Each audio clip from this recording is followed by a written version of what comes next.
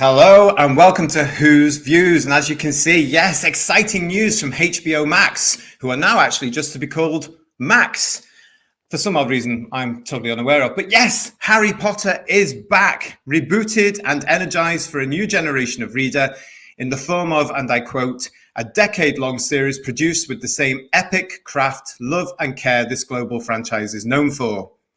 The news set not just the Potterverse world on media outlets alike, but has of course reached the public of the world with amazing speed. And the result has been one of great support and excitement. J.K. Rowling is of course confirmed to be involved as consultant and executive producer. And in my opinion, quite right too. She is, after all, the originator and creator of the entire Potter world. I feel that with her involvement, fans should be relaxed and at ease. She isn't going to let anything at all harm her work, and a telly show will allow her to develop the books more faithfully than even the films allowed. So, I'm also certain that the now predictable and constant tick boxing that is seen in all of TV and films won't be as noticeable, as JK knows her characters and knows exactly what they look and sound like. This teleseries is going to be based around her actual ideas. It's going to allow her more scope this time to really build on what she did previously. So, predictably, the usual tick boxers have made their views known, with the usual and now boring cries of phobe and ist filling up the comment boxes on numerous social media postings. This is typical of a load of people that jumped on a virtue signaling bandwagon without actually researching facts.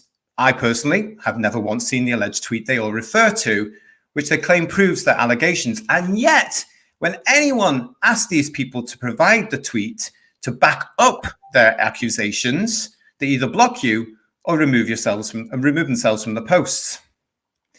Now, compare all this to the alleged new Whoniverse.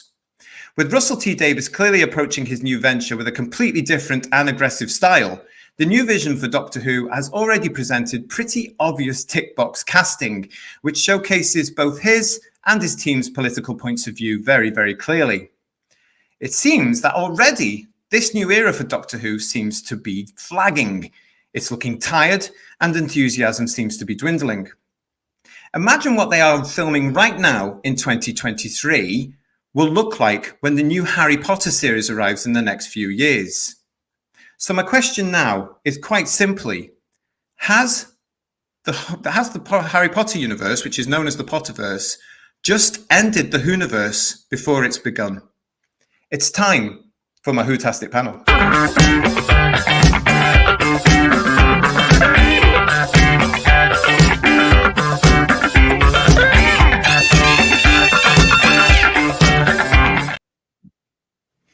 As you can see, I'm joined by Time Muddler and JD. Guys, thank you very much for joining us. So here we are, as I said there, with the Potterverse coming back with a decade-long series.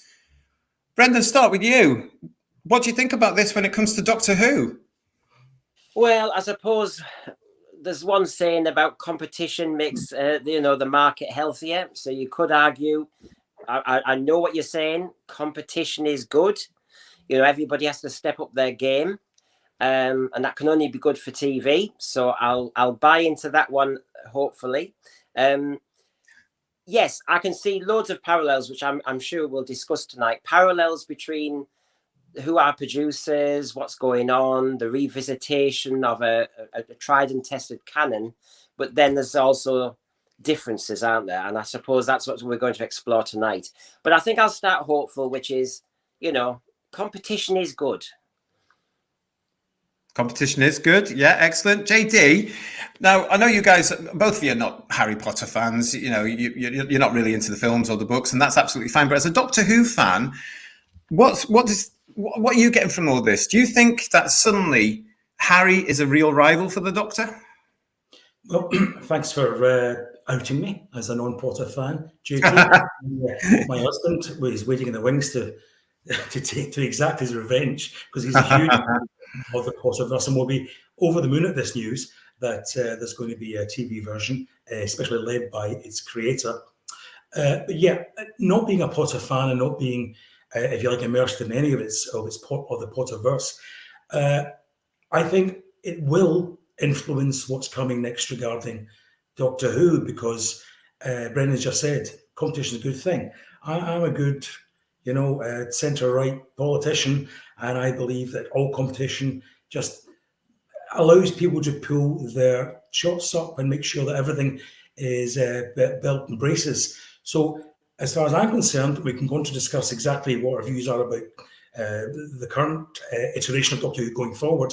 Mm-hmm. I think this will only be good for both franchises. That's really interesting. Yeah, I mean, because you're both saying the same sort of things there. Because when I heard about this news, I loved the Harry Potter books. I loved the films.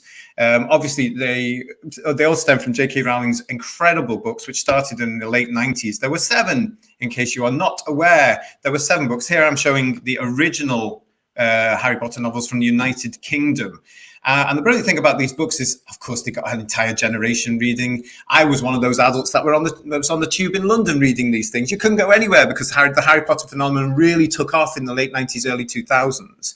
And then the films came along after that, of course. We know all about the films there. There's the part of the original cast of the films, hugely successful films. 8 films, they managed to get through that. So when I hear about this TV series, I got quite excited because in a television series, J.K. Rowling has said, and I quote, "Max's commitment to preserving the integrity of my books is important to me, and I'm looking forward to being part of this new adaptation, which will allow for a degree of depth and detail only afforded by a long-form television series." So that, for me, is really exciting, because what happened with the films is they had to take out an awful lot of the books to get into the 2-hour format. Yeah. And then I started thinking, well, hang on a minute. This is a decade-long series. They've committed to 10 years of producing these series. So you're looking at, I believe, again, coming here, a series per book, if you like, which is going to be able to flesh out the books a lot more within the format of that. You could be looking, if it's a 10-episode series an hour long, you're looking at 10 films a year, really, more or less, with an hour going there. And then I started to look at things that are happening in Doctor Who. And I started to think, right, okay, this is very, very interesting because, will Doctor Who be able to compete with Harry Potter when it comes back on? Because they will be competing in a sense. And that's what got me thinking, has J.K. Rowling and Warner Brothers just sound the death knell for Doctor Who? Is the Whoniverse absolutely already starting to struggle? And there's the big question. I mean, she's on tried and tested territory. The franchise clearly does work. The franchise has already moved into different, universes in the Potter kind of hinterland. There's been a play, etc. So she's the originator. She's the executive producer. She's keeping a mitts on it. So I'm trying to compare this to having Sidney Newman or Verity Lambert or somebody at the beginning who would come back and do, a version of bringing back Doctor Who back with their original ideas. Whereas we haven't got that, have we? What we've got is some people saying, well, RTD knew what to do in the early 2000s, so let's trust him that he can do it again. The thing is, he's not the originator. And with every producer since the beginning, we have had a tampering with canon, sometimes for benefit, sometimes to its detriment. And so, unlike with Harry Potter, you can see how J.K. Rowling knows exactly what she's doing. She knows exactly what she wants to explore. She clearly will have the confidence to do that with what's happened commercially.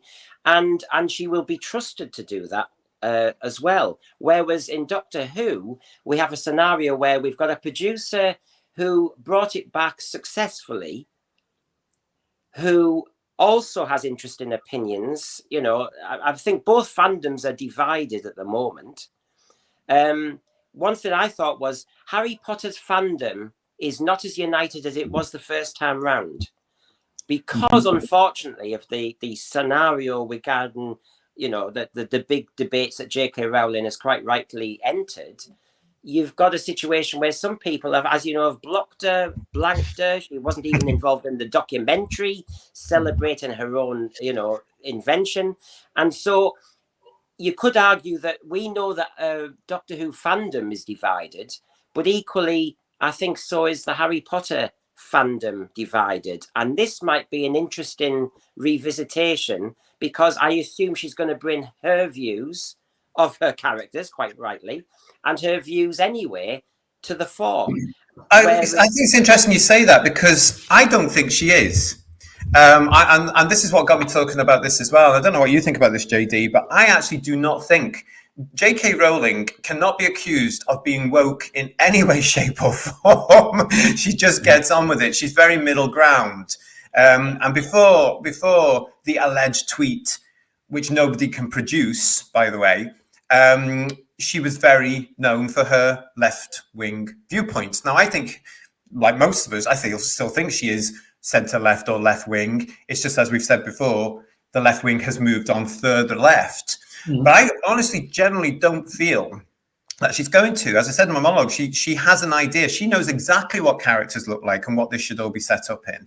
I can't see her putting any of that in, because all she's going to do is take exactly what's on the page in her books, which are politically free, and put it on screen. And that's what excites me much. You know, JD, I think this could be the start of more of actual television without the messages. Well, yeah, I would tend to agree with a lot of that, because you have to ask yourself the motivation behind this. And if she is about gaining control of her creation, which may well have been diluted, taken over by a whole variety of different people. As I say, I don't know much about Harry Potter, but I can fully understand that she, as an artist, might want to take control, develop her characters, develop her own new characters within the Potterverse, and make sure that she has the control. Because when you do create something, you want to make sure absolutely that you continue to shape that going forward. Russell T Davies, I tend to agree very much with what Brendan said. Russell T, while not being the originator of Doctor Who, he's certainly the originator of New Who, Doctor Who since 2005. And I do believe he will have an attitude of ownership over this. I see him very much as a custodian, but I don't believe that, whether it's with the BBC, Disney, or Bad Wolf, that attitude will be very much prevalent. I believe he is seen as, if like American shows could be Russell T Davies as Doctor Who, you know, yes, this is very much the man who knows more about this product, this franchise, than anybody else alive. Other people have played with it, be it Moffat or be it Chibnall, and to varying degrees of success or failure. But he very much is the brand manager, the brand leader of taking Doctor Who forward nowadays. But unlike J.K. Rowling, Russell T Davies, I think, is very much politically motivated in terms of much of what he writes. I enjoy a huge amount of what he writes. I enjoyed It's a Sin. I enjoyed Years and Years. Going back, I enjoyed Queer and Folk very much. We were very lucky to have such a great writer in charge of Doctor Who. However, what is Doctor Who for principally? It's about telling blessedly good stories, which the children of the 2020s will be talking about to their kids in 2040 and 2050 and beyond. It's not about, nor should it be about, telling stories or telling or making clear other people's political agendas. Whether they be right or wrong, it's an irrelevance. What it is about is just telling blessedly good stories. I use the word blessedly as a euphemism for another word. Blessedly good stories that will entertain and, more importantly, last. Now, I know he did a lot in the original Who in terms of gay characterisation. There was that famous gay kiss between Eccleston and John Barrowman in the first story. Now, if you can include that by writing good stories at the same time, it doesn't matter. There might be a little message in there somewhere. People can take it or leave it as they choose. But if it is becoming increasingly apparent, and I started a bit like yourself, JT, very optimistic about this new start for Doctor Who, but as the story has unfolded, and as we hear about more about trans and about drag acts, and Russell talking about fights, then I worry very much that our beloved programme is going to be used as a tool in the woke armoury rather than just for what it was created for, as entertainment for young and old alike. I mean, that's an excellent point. I mean, fandom has been talking about that exact point for what, 4 or 5 years? Well, certainly since the end of the, 2018 season, as we started to suddenly see what the stories were based around and messages were being put through on a constant level every single week. What gets me about this, Brendan, is that with J.K. Rowling, this is an actual representation of the 7 books that she has published. So this is the reworking. You've got the films, and HBO and Warner Brothers and J.K. Rowling herself are very, very insistent to be able to say, each season will be authentic. This is a quote. Each season will be authentic to the original books and bring Harry Potter and these incredible adventures to new audiences around the world, while the original, classic, and beloved films will remain at the core of the franchise and available to watch globally. So obviously, they're going to be recasting this. They're going to be redoing the books, fleshing out the books a lot more, as I've said before, recasting this. That's what some of the Harry Potter fans are upset about. Doctor Who has also been able to recast, but tying in with your point there, it has become a message board, hasn't it, Brendan? Yes, I mean, you try and reflect on, there is this constant criticism that it's become too issue driven. Yeah. I mean, and I think quite rightly that the point we were just making was it touched on things. And you mentioned the gay kiss with Eccleston. I remember Sarah Jane Smith. She did mention women's lib, but it was mentioned, wasn't it? It was mentioned. Yeah, it was forgotten about. Yeah. Yeah. I mean, let's just talk about that, Brendan. Was that, and it wasn't really a gay kiss. This was one man showing affection to another one. And bearing in mind that the Doctor isn't actually, a human. I mean, and Jack was supposed to be it wasn't really a gay kiss. It wasn't salacious in any way, was it? It was basically, mwah. He also did the same thing to Rose, mwah, because he thought he was going to die. Yeah. In the context of the story, he was going to die. And of course, that was part of a 2-parter that Stephen Moffat wrote, where basically part of the context, I mean, one of the episodes was called The Doctor Dances, and the euphemism was the Doctor doesn't have any sexual urges or feelings. And Doctor Dances was a euphemism for flirts around with it slightly. That was one touch aspect. In other words, before then, we didn't have a sexualization of Doctor Who, the character. No. And so, the touch of Sarah Jane Smith saying women's lib, I think she mentioned it to was it the Queen, lovely June Brown? She mentioned it in a way about, do you have more to say? But it wasn't. It cropped up in Paladin as well. Yeah. It's like you're living in the Middle Ages. Yeah, it wasn't driving the story. It was driving her character slightly at the very beginning. She was a journalist, blah, blah, blah. But it didn't spoil the story. In fact, it made for an interesting line when she's telling somebody from the Middle Ages about, standing up for yourself. That was it. Yeah. And I think that's the level Doctor Who fans were used to. If you watch The Time Warrior now, you kind of go, oh, well, it's slightly of its time because they've mentioned that. But that was it. It doesn't spoil the story at all. I think the difference, though, I don't know what you're saying about this, JD, is that it does seem to be more prevalent in the current Doctor Who. And when we know about RTD's obvious and blatant viewpoint, that is in the show. It is coming back we've seen it already coming in there. You've mentioned the examples already. And this is where I think Harry Potter may just have the edge. And bearing in mind that it's not actually going for, I mean, what I find about people is that we forget those films started in the early 2000s with 11-year-olds who we saw grow up through those 8 films. But since then, we've had a couple of other a couple of other generations, if you like, coming in and being introduced to Harry Potter. This television series, which will expand on the books they know and love, because they are still what anybody wants or says or what they wish, they are still top sellers around the world. They're still bestsellers. It's spawned a massive Potterverse, as they call it. And this is what I'm thinking about. Has the Whoniverse, before it started, actually stalled over this? When you look at what it's doing now and you look at its casting and you look at what's going on, and then suddenly, here comes Harry Potter. I don't know, JD, it just seems a little bit sort of dated already for me, Doctor Who. Well, it all depends, doesn't it? It all depends. Now, the reason why I mentioned the kiss between Eccleston and John Barrowman is because you're right, it wasn't a gay kiss, it was a kiss between 2 men. Yeah. However, in 2005, in a family show, that sort of thing didn't really happen. Hadn't been seen, there was a lightness of touch there about, if you like, spreading a message and watching two men exchange a kiss on the lips is fine. No need to panic. No need to lock up the horses. Don't hide the kids under the bed. It's fine. And I think if you're going to get a message across, that's the way to do it. And do it deftly, do it simply, and do it without fanfare. And I think if messages are your game, that's the way to do it. Now, if in this new iteration of Doctor Who, if it's going to be less deft and less nimble, and it's going to be quite upfront, and from what we're hearing, seems that way, if you're advertising the fact that your stars, if you like, already are trans. I'm not with that, but this is what you're sort of boosting up, are trans and drag queens. You're giving people, if you like, an opinion about the show before they've even seen it, about what that show may be about and what its agenda may well be, for want of a better phrase.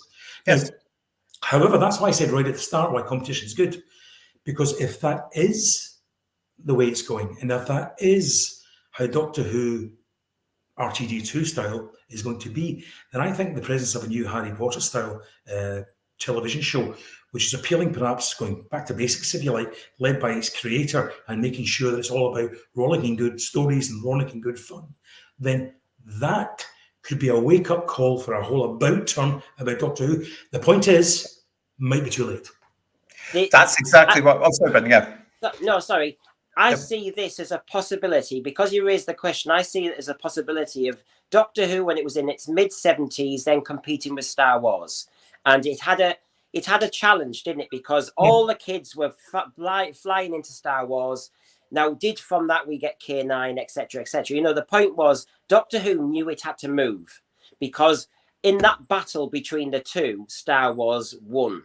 And Doctor Who, as the losing franchise to a degree in competition, had to be influenced by that. And in this case, if you're worried about the new iteration of Doctor Who, you almost need the Harry Potter new version to win and influence Doctor Who's production. Do you know what I mean? It's like which worldview is going to win? It's very... I do like that point, because that's exactly what got me thinking about this whole topic about, has Harry Potter just ended the Doctor before the Doctor even gets off the starting blocks? Because, you know, with what they're calling the Whoniverse, we know that they're looking at trying to do spin-offs and all this sort of stuff. Harry Potter is so far advanced of this. I mean, it even has the Wizarding World exhibitions in London, or just outside London. It's got the various worlds that you can go into, the Universal Parks and all this sort of stuff, you know, all those theme park type things, hugely popular. Never ever, you know, the ending for those things is not a fan. You've got the 7 books, you've got the 8 films, now you've got this decade-long production plan with brand new actors going into it, a brand new look, more faithful to the books, her involved with it. I mean, wow. And then you look at what's going on. I mean, it could be interesting to think, well, actually, maybe they are in Russell T. Towers. Maybe they are looking at this going, ooh, hang on a minute. Thank God we're only doing 8 episodes. This is all marketing, and you've got to say, if I'm back to what you just said, Harry Potter has a unique selling point. Harry Potter knows what works. Now, with Doctor Who, that seems to change over the years with whoever's the producer, whatever the fad is at the time, and different producing and production styles have littered Doctor Who. So we don't have that same go-to. What is the unique selling point for Doctor Who now? What's our hook? What's our core? What's our canon? And to be quite honest, that seems to change. Whereas J.K. Rowling has a massive advantage where she knows what works. She knows the core of her characters. She knows the narrative arc already of her characters too. Whereas what is the narrative arc going to be? Are we going to have serialization? Are we going to have cliffhangers? Are we going to have a Bad Wolf sort of arc, or it's all going to be single? Because as you know, the trend recently has been in Doctor Who, we can't have cliffhangers, we can't have serialization. And yet you've just got Harry Potter starting again with a full whack, tried and tested serialization. I think it's a great point that you bring up the cliffhangers there, because I can foresee the series, or series, plural, actually having the cliffhangers in it, because, you know, when you start reading these books, you know what's going to happen. And some of the books actually do have cliffhangers built into them. You did see some of them actually in the films. The last film, The Deathly Hallows, was split into 1 and 2 because it was such a big book, a huge book, and we wrapped everything up beautifully. They had to make 2 films out of it. But the cliffhanger between 1 and 2 was fantastic. You know, you had to go back the year later to see the resolution of this, even though you've got the book.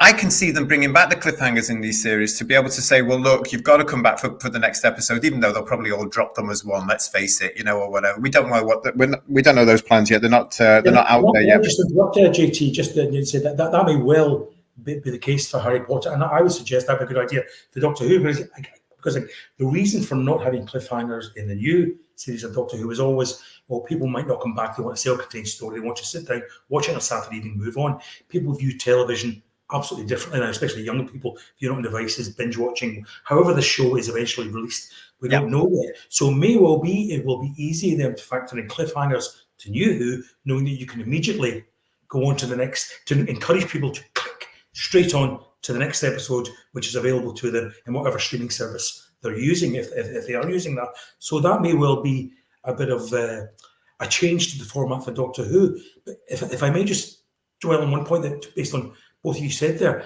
I think because Harry Potter has a more fixed format by phrase, and I don't know much about it, I'm assuming more of a fixed format than Doctor Who, that with one of Doctor Who's strengths could also be its greatest weakness, in that because of the flexibility of the format and what you can do with it, that you can recast the main actor or actress in the recent just past, that may well allow certain people to tinker with format to such an extent, and we've just seen what happened with the Whittaker era, to the extent that you're basically not nurturing the plant, but pulling it up at its roots. So Doctor Who's format allows people to come in and clod hop around with it and potentially spoil it.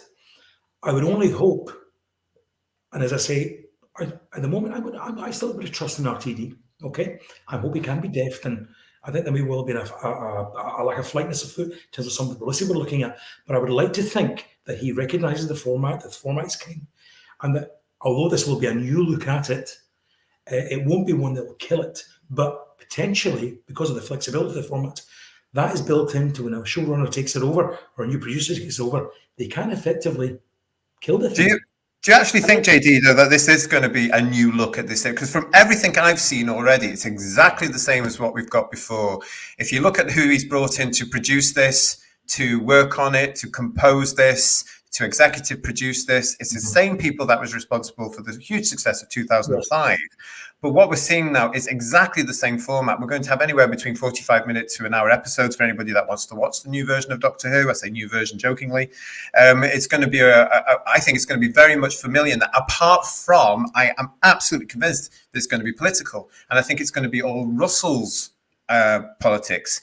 And that's what gets me interviewed. Sorry again, JT. He did say that when he was made his pitch, or when he decided to come back to Doctor Who, and he didn't give anything away, but he did say that I did pitch this new way of looking at it, which does send somewhat of a shiver up your spine, because you do think, well, do you mean because a way that you, RTD, would look at it in terms of getting across whatever your agenda is, or do you know a new way of storytelling for a 21st century or early to mid 21st century audience?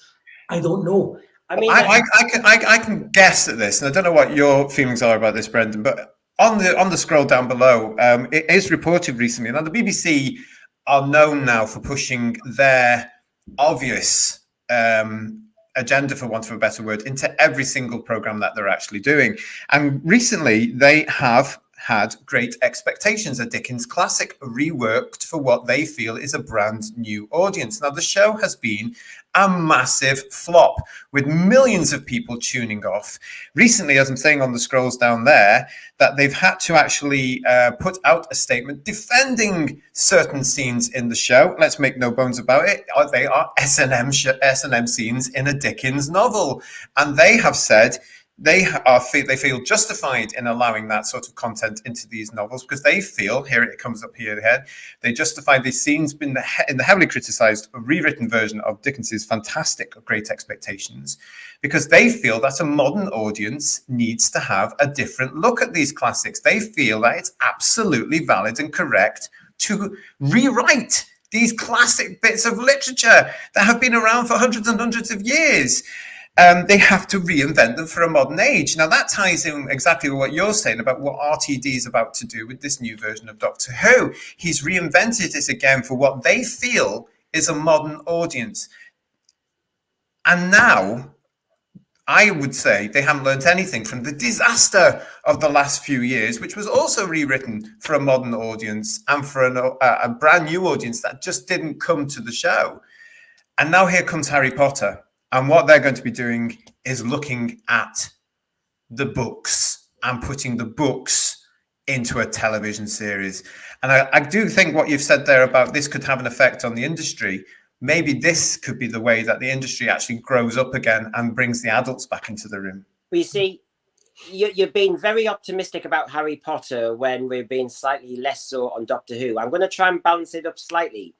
As Doctor Who fans, we've all seen on YouTube and various places when people have tried either in animation or actually what was that university that did actually Mission to the Unknown, the remake? Yeah, and we've seen fans and we've seen animation try and kind of reinvigorate an episode or a story, and that can be divisive and that can be open to criticism and abuse and all the rest of it, because people can't mess with canon, especially black and white canon, so to speak. Yeah, there's a big argument about animation, as you know. So don't touch Doctor Who is one of the arguments. So Harry Potter's going to have the same issue. Those people brought up on the franchise and the books and the movies and were happy with the actors and all the rest of it, and that was their childhood through. Mm-hmm. They may be equally precious and possessive and proprietorial about the new version of Harry Potter and the characters and how the plot is shown. And so it's going to be, I think, equally challenged, because fans own the franchise, they think. Fans don't like sometimes things to be shown in a different way. And I say to Harry Potter fans, in a way, welcome to the Doctor Who universe. When each Doctor changes, we have to go through that reevaluation to a degree. We have to, because the style changes, etc. They're going to see new actors playing the main roles. Welcome to our world. I mean, absolutely. I mean, the whole thing about Harry Potter, though, is it's not a Time Lord that travels through time and space who can bodily regenerate and all this. It is about wizards in the modern day world. They have a shelf life, if you will. They do die eventually. You know, they can't all change their form, if any of them can. But the fact is, with any sort of reboot, these people just cannot play 11-year-olds again. That's the whole thing about that. That's obviously, as I said before, that's the original cast. They can't play 11-year-olds now. That's not going to happen. So they do have to recast this. When you're talking about the Harry Potter fandom as well, the majority, I would say, of fans are actually welcoming this and looking forward to this, because they know that in the TV series, they're going to get the full book, you know. And it's interesting what you're saying up there about the fans that have grown up and being proprietorial about this. That's not as actually, I don't think that's the main issue. Let's put it this way. The main issue has been J.K. Rowling herself. A lot of them have been coming onto the usual social media platforms complaining that J.K. Rowling is actually involved with this, and so she should be. And it's interesting that through their tweets, I'm looking at sorts of things like saying, okay, so if she wasn't involved with this, you would support this new version of the show. Is that what you're actually saying? And it gets a bit hypocritical here, because, as I said a couple of times before, she hasn't said anything wrong. They can never produce the actual tweet that shows their allegations. She said, in my point of view, she's an incredible, successful person. She's a fantastic woman to have done all this. She's really, really going to go for it on this one. I think I'm really excited about that. And I think a lot of the fans may come on board, Brendan. Yeah, I was thinking this the other day, and I'm thinking it again slightly. It's a loose point, but with Frankenstein, be careful what you create. When fandom gets involved, you've lost almost ownership of it to a degree. Be open to criticism. And, you know, people do think it's their character, their stories. Remember Sidney Newman? He did have the original idea, not to the degree, obviously, of J.K. Rowling and the amount of detail she did, you know. But if you compare the two originators, you know, like Dr. Frankenstein, what you're doing here is Sidney Newman. Remember when his his interpretation of how it should be was different to Verity's. Yeah. And later on, they were thinking of him coming back. And to be honest, even though he was kind of the originator, but not with much detail, his philosophy of the show didn't match where we were going as a program. So you sometimes think, be careful what you wish for, or be careful what you produce, because the monster then runs. And J.K. Rowling, the first time, obviously, it was all new. The books were hot. They're still hot, obviously. The kids are still talking about them. And the movies added to that excitement. Yeah. I just wonder, but it is a loose point, whether the monster's now, out. And people will have stronger views now because they've got something to compare. They've got they're adults now, and they've got their versions of how they should now be shown. JD, you were going to say something? Yes, I was going to. Yeah, it's an interesting point just made there by Brendan about going back to the originator, and we've all read those notes that Sidney Newman made when asked by Michael Grade over a in 1985 about how to do Doctor Who, and showed, wow, great as the man was, he was not the man for the moment. So, as you said, careful what you wish for there. But I think you're right in terms of what you said initially, Brendan, as well, about let's not judge it before we've seen it. I think a lot of the marketing, a lot of the messages that were being sent isn't making us, if you like, this section of fandom, which is proportionally large, not feeling very good about what may well be coming. However, let's not forget the fact that Chris Chibnall and Russell T Davies are two entirely different writers in terms of calibre. I think he's proved his writing chops, maybe not his political chops, maybe not his, the views he has may not accord with mine, but Russell T Davies is without doubt one of the most experienced and celebrated writers on British television today, if not the most experienced and celebrated, not just by the industry, but by the viewing public. So I go back to my point about how deftly this can be done. If it's done with a sledgehammer, a la Chibnall, where the Doctor virtually turns the camera and gives them message of the week, where you dress people and have people walking on saying a line, basically telling us, well, unless you all switch your cars off, switch your heating down, and all this sort of stuff, your planet's gone. If Russell Davies, which I absolutely surely believe he will not, follows that route, we're all dead. We're all dead. The program's dead and gone. But if he does this more deftly, and he does it in a way that allows people like yourself, JT, like me, like others like us, to be able to go, well, you know what? It's so much in the background and so deftly put, I can ignore it. It's there if I want it, but if I don't want it, I can just come along for the ride and the story as well. And if that's what we're going to get, and I don't mind, I absolutely don't mind, because given the S show we've just had, then anything is going to be better. But nonetheless, I do have faith in him as a writer. He's proven his writing chops. I only hope that when the show re-emerges at the end of this year and with Shooty's era going forward, that he shows his writing skills and not just political skills, and allows the stories, the characters, and the events of that all to come to the fore, like he did in 2005. I never forget that Sun headline in 2003 is going to be Ducky Who. He was already given an agenda, was going to be pushing gay things, all the rest, and everybody was up in arms. It didn't happen. Yeah, but it didn't then, but it's looking likely that it's going to happen now because, of course, as I've said before, the Russell T Davies of now is not the same as the Russell T Davies of 2004, 2005. And he's a very angry man. That is coming through loud and clear. And he's already showing in some of his casting choices, as far as I'm concerned, that this is going to be along there. I mean, I just think some of these casting decisions are questionable, and that's my opinion. Nicholas Parsons, though, and we all thought, oh, awful. Yeah, but I think now because we know where he's coming from, I think it's more empowered with him now because of his rants of 2022. But what you're saying there is interesting with the fact, JD, that you're saying that the marketing. I mean, the marketing is switching a lot of us off. It's like I said in my monologue. It's already, interest is dwindling slightly.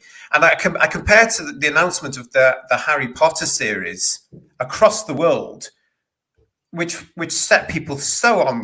Everybody was excited about this. They were, oh my God, there's going to be a TV series. This is going to be oh, I've always wanted a TV series. Oh, I can't wait to see this. The casting speculations have already started with very young British actors already been saying they're in the role for Harry Potter. It's very bizarre. And then I look at what's going on in Britain, especially when it comes to Doctor Who. Nothing. It's flat. Can I ask a question? The thing is, and I am trying to stick to the truth that RTD did well when he brought it back. And I was questioning, I mentioned the other day when we had Ken Dodd and that in the late 80s, and even though I loved them, I was wondering what the casting's about. This time, let's be honest, when RTD came back, I personally wondered, why have we got some kind of pop star like Billy Piper as an assistant? And I was starting to think, oh, what we're doing. I questioned that, but actually that was sound as a pound. And so when I heard one or two casting decisions made then, I did wonder. I mean, John Barrowman was a Saturday not Saturday superstar. He did the Saturday mornings. I know he'd done musicals and everything. But again, you thought, where are we going with this? And so there were one or two announcements that made me think, what's the vibe? And actually, it did not pan out that way at all. The other thing I hold on to is, I know we know more about RTD's worldview now, and it may have changed as well. But he's not a mug, and I have to hold on to the fact that why would they want, having seen a franchise almost killed by Chris Chibnall? The BBC know that, and they can be as woke as they bloody want. But they know that they do not want to lose and kill this franchise dead when it's such a money spinner. And why would RTD on his CV want, I killed Doctor Who? Yeah, I think that's the question I was going to ask, gents, that given the fact when his CV and his obituary is written at the end of his days, probably top of that list will be he was the man who brought Doctor Who back, saved it, and brought it back to mainstream and made it as big a success, if not more so, than it had ever been in terms of merchandise and all that. I struggle to think why he would want to go and trash that. No matter how angry he is, no matter how much a point he has to make, he has other avenues in which to make those points. He can virtually pick his channel now in terms of what he wants to produce in terms of any particular drama, sitcom, whatever. So why would he want to trash the legacy he's already created for himself with Doctor Who by using it as a vehicle for his angry, political, up and atom views? Now, I may well be proved wrong, and we'll go back in a year's time and by all means point the finger at me. But I'm going to give him the benefit of the doubt at the minute. His casting decisions are wrong, but it may well be that he's appealing to a certain, demographic of fan at the moment. That sort of woke brigade. Yeah, but that demographic of fan is no longer there. For the rest of us. That demographic of fan is no longer there. I mean, they never were. I mean, that was proven with the actual failure of the Chibnall era, because what happened, as we saw, is every single week it shed viewers over a 3.5 year form. It just went bang, down, bang, and down and down and down and down. So that belief that they have of a new audience, it's just not there. And not watching the BBC either.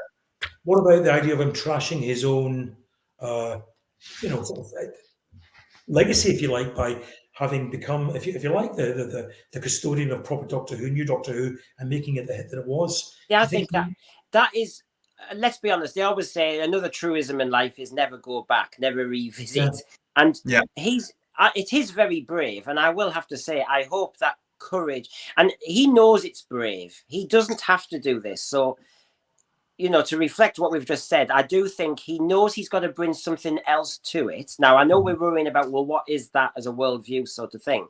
But the other thing is, I think he realizes from his first time as producer that he just missed when the world in media changed with all these different, like the Marvel universe, so to speak.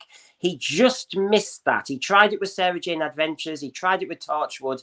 He had the right ideas, but he wasn't really backed by the BBC to really go for it full throttle.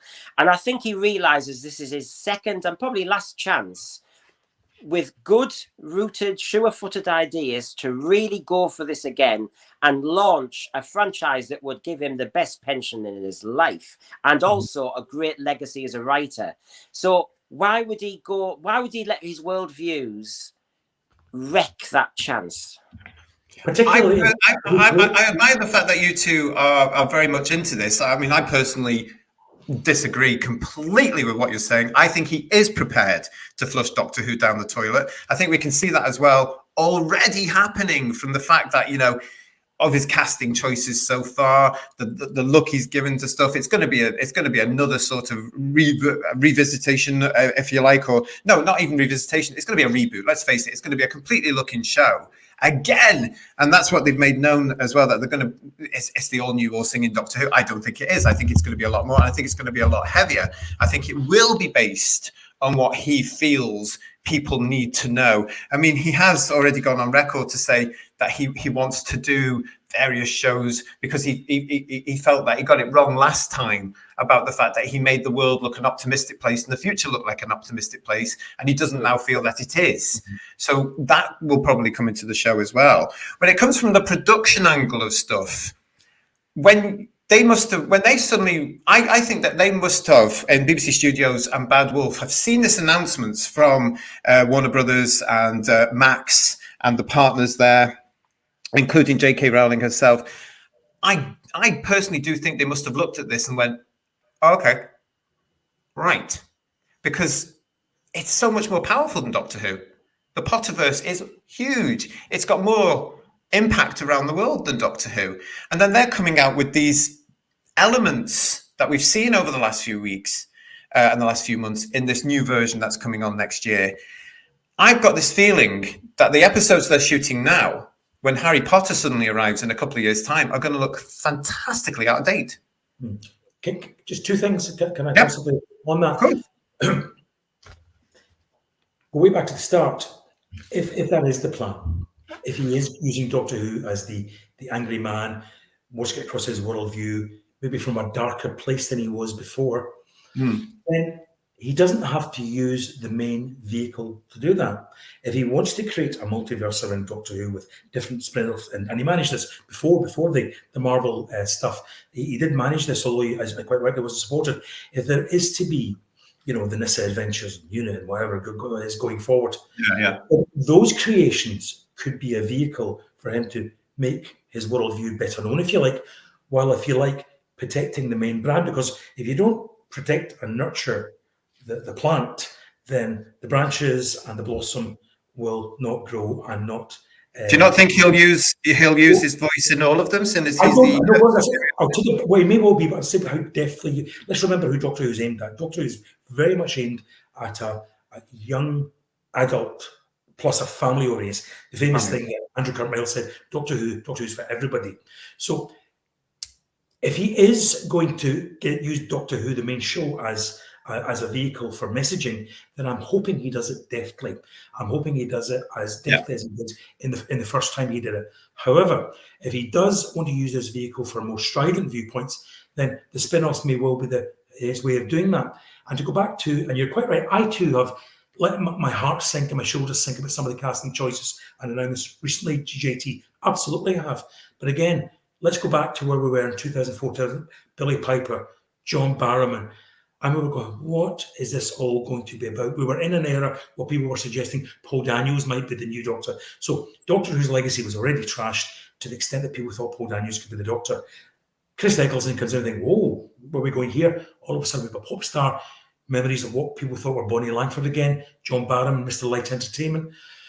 So when we came to watch the show, we thought, actually, this man knows what he's up to. This man knows what he's doing. He's addressing a modern audience for modern day Doctor Who. So it may well be that this is where we're going in the future. And I would like to think so. So at the moment, while I'm disappointed, I'm prepared to trust. And if, JT, what you say is borne out, absolutely borne out, then I'm hoping the existence of the Potter Show will make this lot look at what they're doing and say, hey, if we want to go forward with this, if we want legacy, if we want lastingness, then we better pull our socks up and do a bit of what they're doing. And what you've just said, and what to add to what JT said as well, RTD's worldview that is I was too optimistic the first time around with Doctor Who. There's another way he could do this, and this is where the deafness could come in, which is my problem with the original RTD version of Doctor Who, as it developed and then Moffat carried it, was that the Doctor became this superhuman kind of Marvel hero. And, Yes. you know, he could shout at Stonehenge and say to every enemy on the universe, take me on. And I thought, oh, no.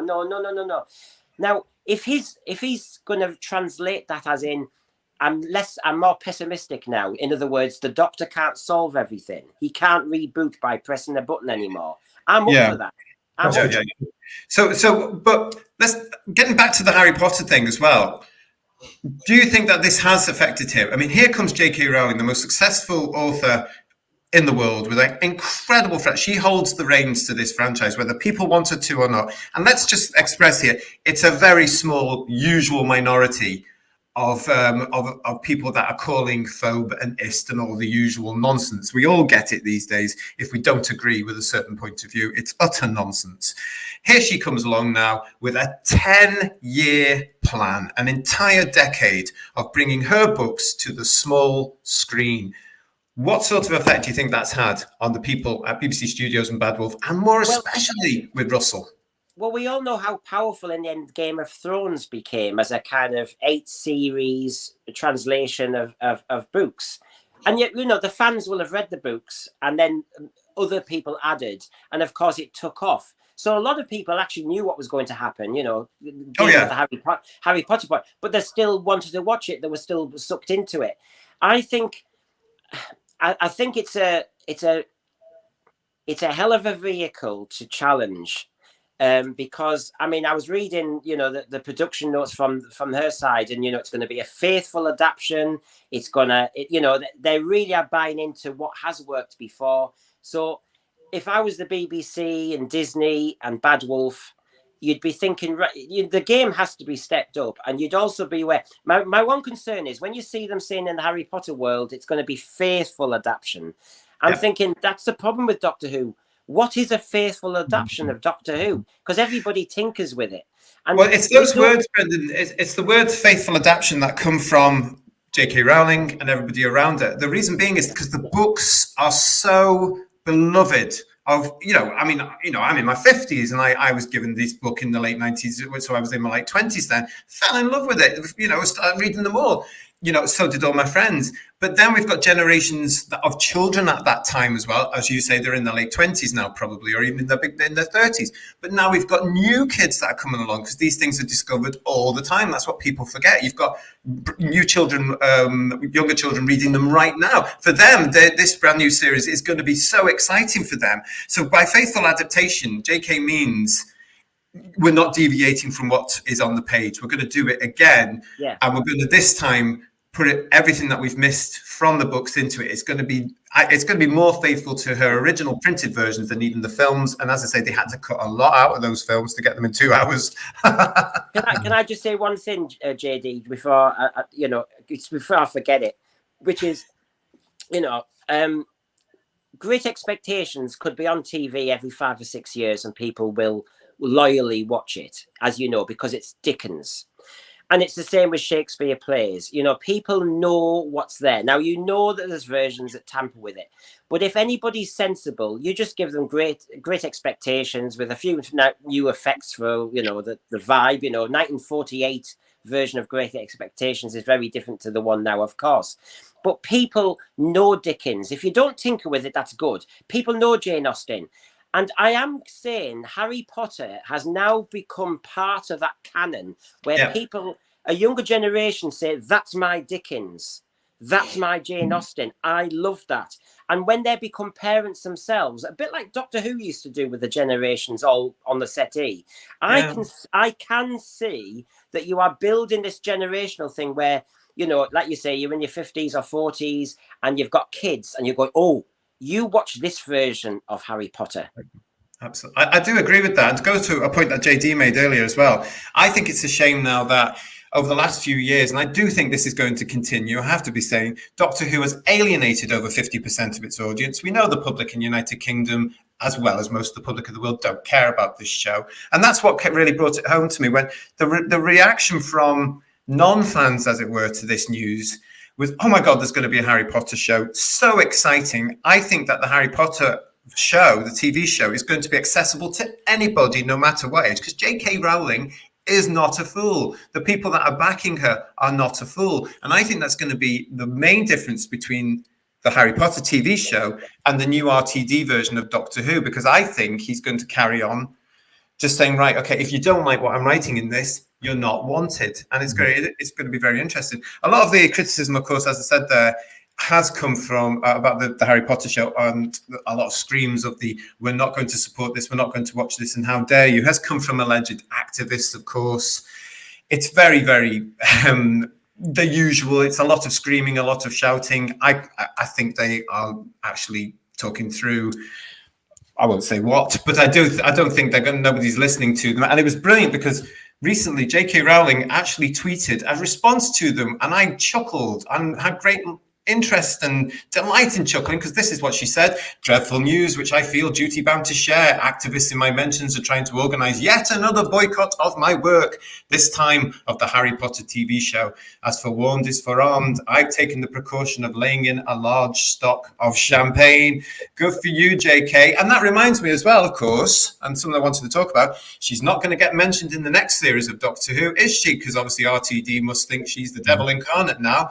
And if you remember a certain episode of the Shakespeare Code, whose author has also been cancelled by everybody around him in the Doctor Who world, it was all about, she was mentioned 2 or 3 times in that show, you know, go on, JK, you know, all this sort of stuff. So that's not going to happen again now, is it? It's very interesting how all this changes and how this comes out. I think we've got the battle of the Titans coming along in the next few years. And I, for one, I'm very excited and looking forward to seeing what the outcome is.